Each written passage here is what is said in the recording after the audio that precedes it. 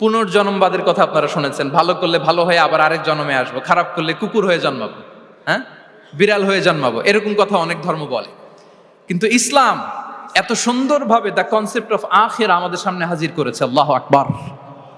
এটা human brain দিয়ে ওই ব্যাপারে আমাদের কোনো কিছুই জানার সুযোগ ছিল যদি আল্লাহ তাআলা কোরআনিক গাইডেন্স না পাঠাতেন। এবং আখিরাত আসলে থাকতেই হবে, কারণ অনেক কিছু পৃথিবীতে সেটেল হয়নি, সেটেল হয় না।